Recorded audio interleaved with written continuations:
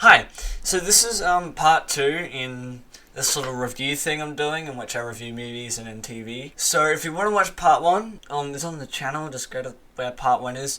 If you don't want to do that and just watch this one, cool, you can do that, you do whatever you want. Also, spoilers for every film that's on here. Every film should be in the description. Let's get right into it. Christopher Robin. Has the story kind of been done before? Yeah, it has. A lot. Did that really matter? Not particularly. Winnie the Pooh and the gang are pretty good, except for, the fact that they look kind of creepy. But, their characterization and stuff, not too bad. It's a nice film. It's got some good moments in it. The Lion King, the live-action one. Could not really care for this one. I mean, it's fine. The actors did their best. The actors were pretty good, but, the facial expressions, I didn't really see any. I talked to one of my friends, and he says that, this is way better than the original, and he really likes the facial expressions and all, and the animation is stunning to watch, but, I couldn't really tell emotions, and Mufasa's death was laughably bad. In the cinema I was in, there were some people crying, but I'm like, well, that's just based on the nostalgia of the first film. You actually had emotions in it.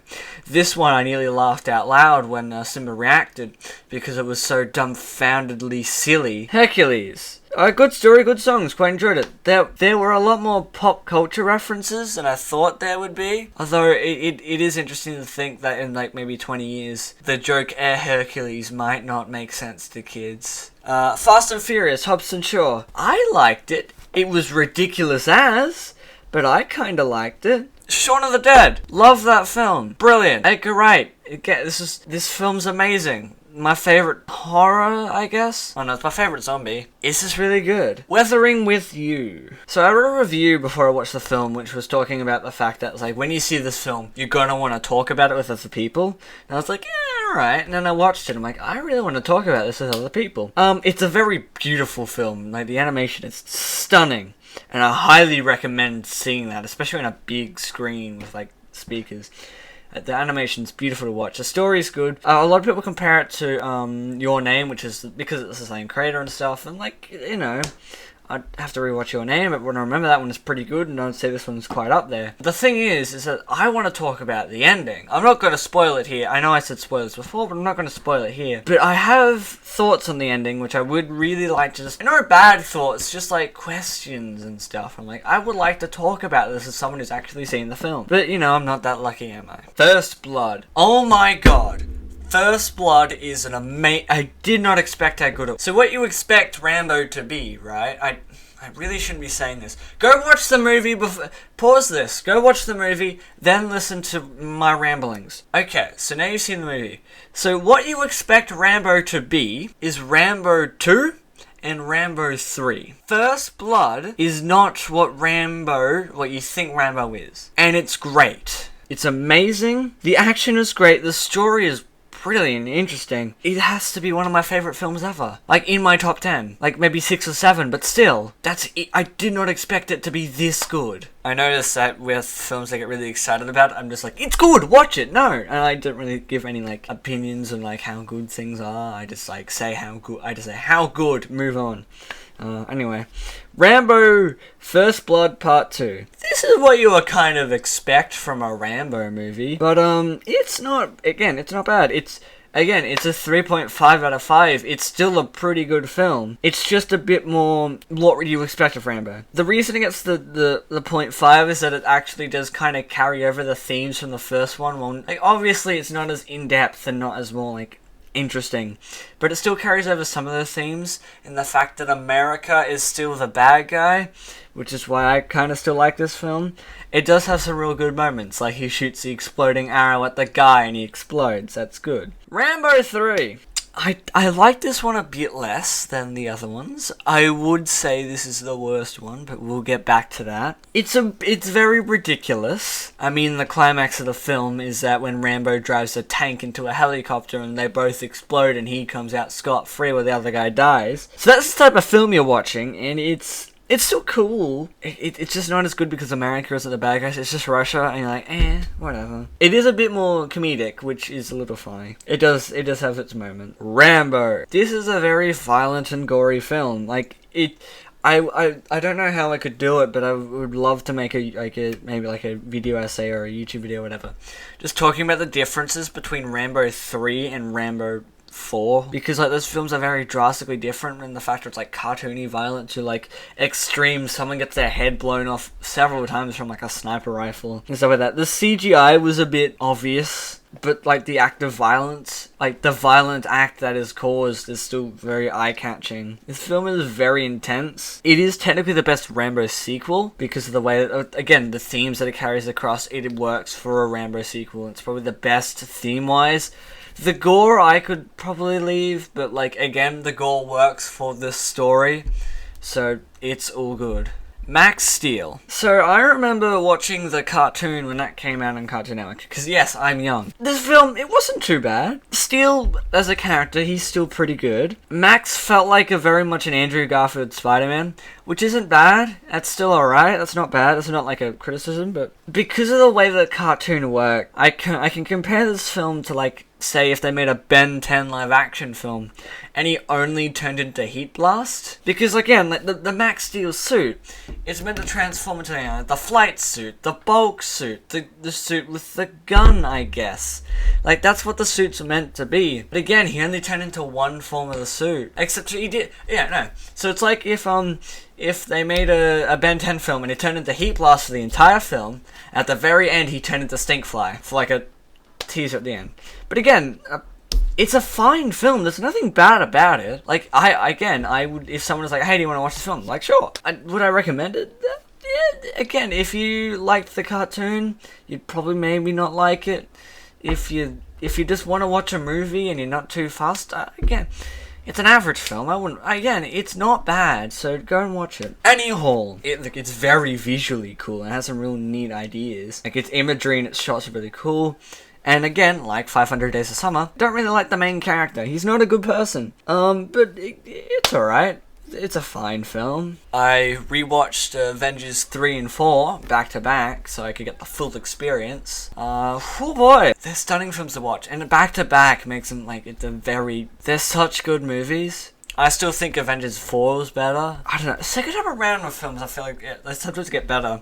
Like again, with Avengers Endgame. Like, you're not like, oh, what's gonna happen? Like, you still know what's gonna happen and stuff, but like, you're able to just enjoy the film a bit more. You're able to just sit and relax. And don't get me wrong, you're still getting really intense in certain moments, but like, you can like relax a bit more instead of being like, this is the new Marvel film, I must watch it now. Emperor's New Groove. Watch this one on VHS. It's good film. It's good. It's genuinely funny. It's got a great cast. It has a decent story. I think it's a bit overrated. Yeah, that's gonna get me some hate.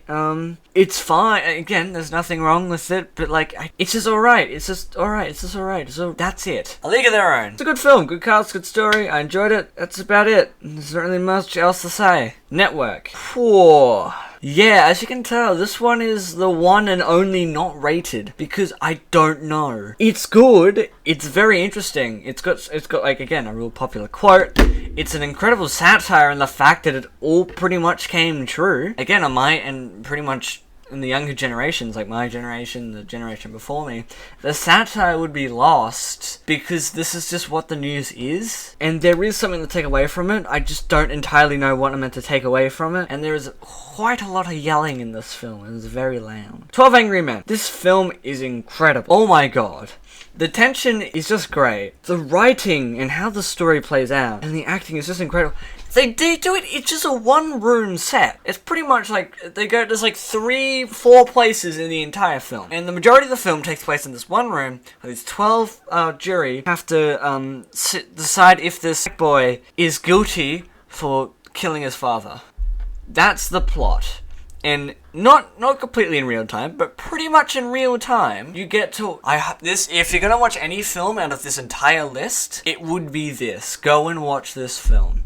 This and First Blood. This and First Blood are the two films you gotta watch. Short Circuit. It's great. It's a good time. The practical effects are great, and like, number 5 is a good time to watch. And then Newton and Ben are great to watch. There is one problematic element behind the scenes of the film, but I try not to. It's one of those things you're like, I try not to think about that. But like, yeah, it's Look, it's a good film. I'd recommend watching it because it's just fun. It's a nice 80s movie. Steven Universe, the movie! Well, look.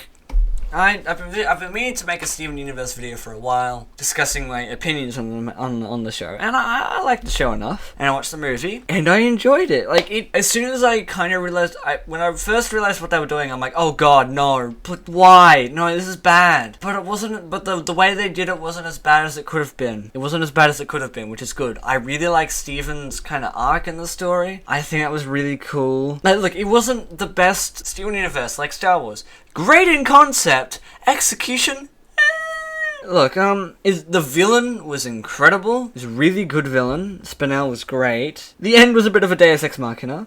The music was great. I say on the second watch, this film might be better, because that way you kind of know where things are going. So you're like, okay, this is good. It has its really good moments. It has really crap ones. Well, not really crap compared to the show, but like, you know, it's got some good moments, and I'm looking forward to the new season. The Shawshank Redemption. Oh my god, I didn't expect this film to be that good. Holy crap. The characters, the story, they're amazing. The music is brilliant. The aging effects are stunning to look at. This is better than I ever could have expected. Oh my god. Being John Malkovich. So this is a film that I watched. I have questions. I have lots of questions. I didn't like the main character, but again, it's one of those things you're like, I don't think he meant to. But one of the side characters, well, the main character's a wife. So she has because I have to explain some of these films because I just can't review them without some sort of an explanation.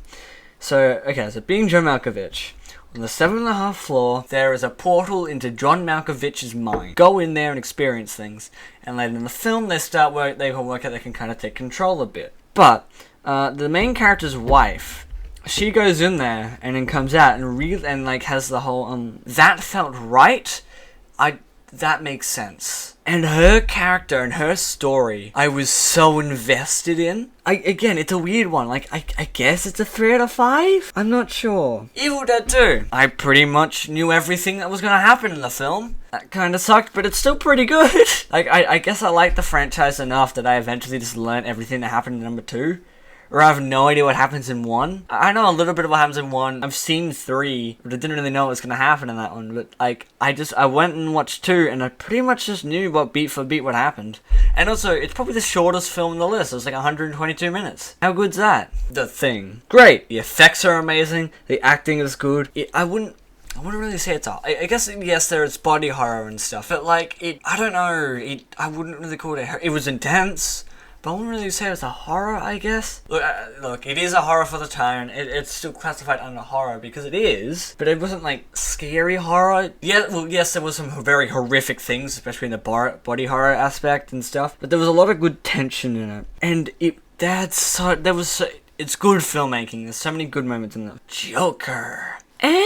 So when I first reviewed it, I gave it a 4 out of 5, and I was like, it's good, but I don't really know what to really say. I probably won't watch it again. Yeah, it was very visually striking, which I'll give it credit for. Watching his descent was good. I listened to an episode of Eye Cramps, which is the Sans Pants Plus only $10 Patreon, well, the Sans Pants Plus $10 podcast thing.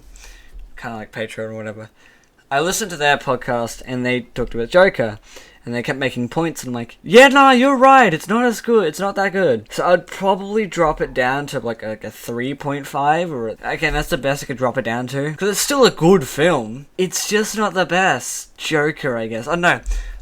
Even when I was grabbing the posters, because I'd just seen a film that we'll talk about later in the roster, I just seen the 1989 Batman film again. And then I was collecting all the posters for this video.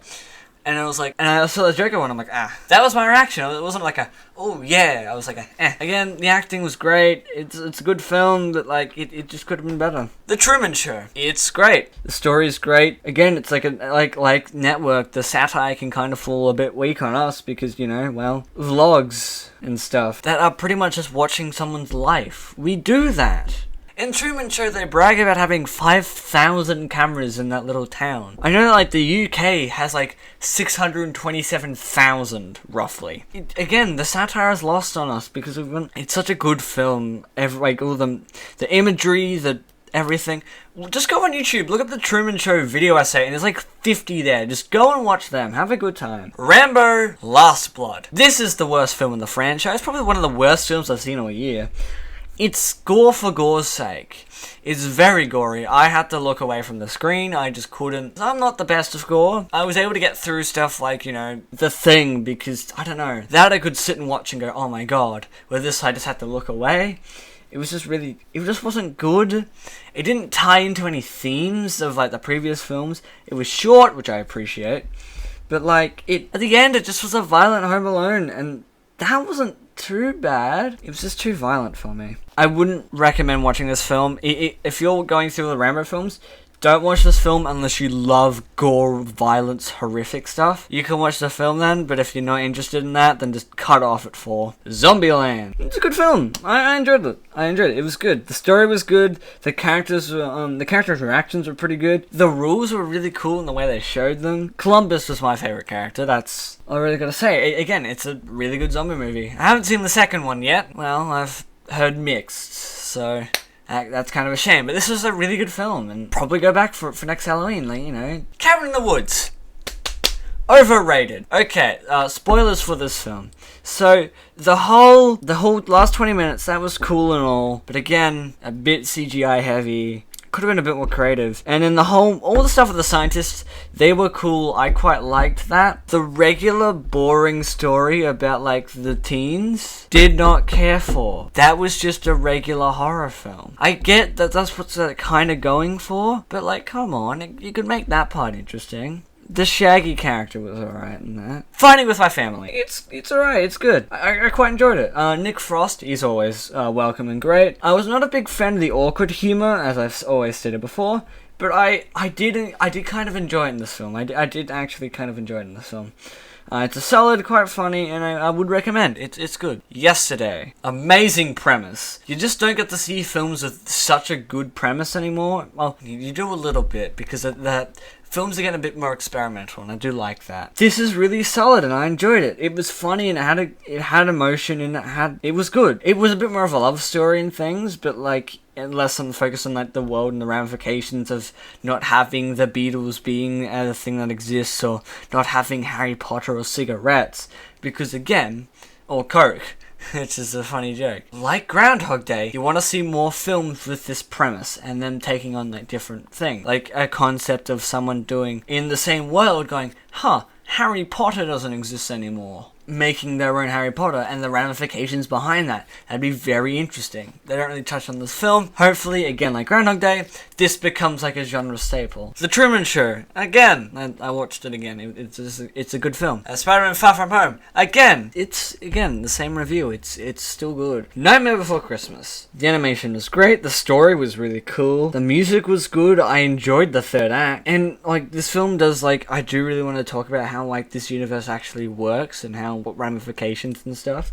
But I think it's a bit overrated. I'm gonna get a lot of hate for that. But it's good, but I don't think it's that good. I'm nervous about saying that opinion. Ghostbusters! Are you kidding me? This is like one of my favorite films ever. When you really start to think about it, it is kind of a weird film, but I just love this film. It's just great. The characters, the acting. It's a lightning in a bottle, and it's just stunning to watch. And it's one of the most quotable films ever. Donnie Darko! I'm not entirely sure why I like this film so much. It's competently made, but I just don't know. The interesting thing about this film is that because it's one of those films that leaves a lot of questions at the end, and some people like to go and find the answers. But I don't want to for this film. I don't want to go out and find answers. I have a lot of questions, but I don't want to know. I just don't want to know these answers. I guess it may be because, I don't want to ruin the film for me. Because I know the director's cut is very much, it just says it answers every question. And if you want to watch a film where it answers every question, there's no mystery to it, then you go and watch the director's cut. But I chose not to watch, I don't want to watch the director's cut because I heard that it wasn't good because it spoils everything. It explains how everything works, but I don't want to know. And that's what intrigues me. I love the film. again, I might not like the film a couple years on later, because apparently it's a film that's very popular with teens because of the way it works and stuff, and it's like, it's complex and smart, but not overly complex and smart. Like, anyway, it makes you feel, it's not smart, but it makes you feel smart. Like, that's what I've heard, and like, I just don't want answers to this film, and it's just weird to me. Remember the Titan. It's a good film, better than I expected. It's a good sports movie that tackles some serious issues. Like, it generally, it hit hard a little bit. And we had the DVD, and we put it in, and oh boy, that original Disney DVD logo, oh, it made my heart melt. Twins! I enjoyed it more than I expected. It has it's very strange, but only the 80s could pull it off. Again, some of the scenes are a bit awkward, and I don't need that for my entertainment. Spider-Man to the Spider-Verse. Again, not perfect, but it's pretty close. Matilda. Good film. The cinematography was really cool, and I didn't expect how tense some of the scenes. It's got some really intense scenes, and the camera angles, like all the Dutch angles and stuff, really help with it, and it's really well filmed. It was really well put together. Also, Miss Trunchbull, what a good villain. She was a really good villain. Also, some of the music cues reminded me a bit of Ice Age. Now, Ice Age came out a couple of years later, but still, like, there are a couple of music cues, and I could point it, if I was to watch the film again, I would point out and go, that's from Ice Age. And stuff like that. It's very interesting. I don't know. Who Framed Roger Rabbit? This is a type of film that could never be made again, which is a bit of a shame, but the amount of effort that was put into this film is amazing. The visuals, the practical effects, it's just stunning to watch. And the story's great, and the way, it's just wow. Guess Who's Coming to Dinner? It's great. Guess Who's Coming to Dinner? What a good film. Again, for those who don't know the plot, because I assume you don't, it's, a girl brings her fiancé home to meet the parents, and, he's black. Oh, uh-oh. It's stunning to watch. I didn't actually, like, the way that the event, you think you know how this film's gonna go, but that is immediately hit in the head. You're like, I did not expect this to happen. The way that the film plays out is really good, and again, I highly recommend this film. Go watch it. It's a good one. Nice Guys. Oh, one of the best films of the decade, I think. I really liked this film. It was good, funny, great characters, great dialogue, good mystery. I really liked this film. I didn't expect to like it this much. I feel dumb for saying it's one of the best films, but Ferris Bueller's Day Off. It's just a classic. If you haven't seen it, you should go and watch it. It's a good film. It's just solid. Dazed and Confused. Again, I'm not really sure what makes me like this film so much. I guess it's just the tone of the film, the way that the certain characters work. It's just a great film to watch. And because episode 9 of Star Wars comes out later this year, I was like, well, that and I've been working on a Star Wars video for ages, but I was looking at it going, I haven't seen the prequels yet. To do the Star Wars video, I need to see the prequels, and I should probably watch it before, episode 9 comes out, watch all the Star Wars movies, and, so I did. Star Wars Episode 1, The Phantom Menace. Surprise! It's not a good film. I nearly fell asleep twice. It felt like it goes on forever. It's so boring. Yoda is the best looking CGI in the film. The rest is a dumpster fire. Also, Jar Jar, he's not good at all. Okay, there are 3 things I liked about this film. I liked the pod race, even though it's very irrelevant. The Duel of Fate's lightsaber battle, but only that segment of the finale. Padme stuff was alright in the finale. And Qui-Gon Jinn. I liked those 3 things, that's it. Star Wars Episode 2, Attack of the Clones. This film is not as boring as the last one, but it's worse. It's just way worse. So unlike in the last film, in which I had 3 things I liked, I only liked 1 thing in this film, which was Obi-Wan Kenobi. Okay, another thing is the love story, in quotation marks, is one of the creepiest things I have ever seen in my life. Jesus Christ. The thing, it's like, love story better than Twilight. At least I have a bit of a... Twilight didn't start out this creepy. It started out a bit okay and then got creepy. This was just creepy. And she fell for it. It was one of the creepiest things I've ever seen, and the dialogue. Oh god, the dialogue. The CGI belongs in the Clone Wars series, not in live action. Star Wars Episode 3, Revenge of the Sith. Is it a good film? No. Did I enjoy this film? Yes! Oh my god! I didn't expect I'd like this film as much as I did. Look, it's still, again, it's a 2.5. It's still not, it's an average film. But it's an average film! Compared to the crap I've just seen, oh my god! It's stunning. I actually liked Anakin kinda, and I got where he was coming from. Yoda and Mace Windu were good. Obi-Wan isn't the best in this one, but he's still alright. He's still alright. This film, hands down, has my favourite lightsaber battle in it, which is the one on Mustafar, and oh my god, it's just so good. It's so good, and sure, the lines of dialogue are really crap in this film as well, but they're laughably bad. This is kind of a so bad it's good film for me. Star Wars: The Force Awakens. It's alright. There are some really cool shots and imagery, and you know, again, spoilers, Han Solo's death still gets to me a bit, but apart from that, It was cool when Rey picked up the lightsaber before Kylo, and he's like, what? Star Wars: The Last Jedi. And I'm gonna have to break this review into kind of parts. So, Rey and Kylo's story. 5 out of 5. One of the best things. Best part of the film, it's great, amazing concepts that work. Luke is hands down the best part of this film. Also, I like Kylo Ren in this film. I think he's pretty nifty. Same with Rey. Finn and Rose's story. 2 out of 5. It's got some good concepts, but its execution... not the best execution I've seen. But the second half of it was a bit better than the first. Poe Dameron's story. 1.5 out of 5.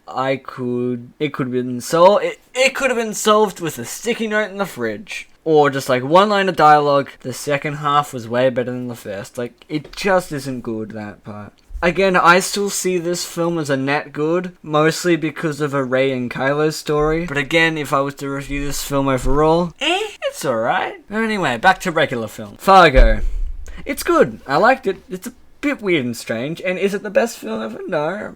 I don't see why it's a masterpiece, like everyone else keeps saying it is. But it's pretty good, and it's the way it tells its story is interesting. And it has really good acting and stuff, but I just don't see it as the masterpiece that everyone else seems to see it as. Oh, no, finally, we're in films that I've watched in December. Claws. Only downside of this film is the music with lyrics. It's very generic. It's very, let's dance to dance generic music. I'm a kid's film.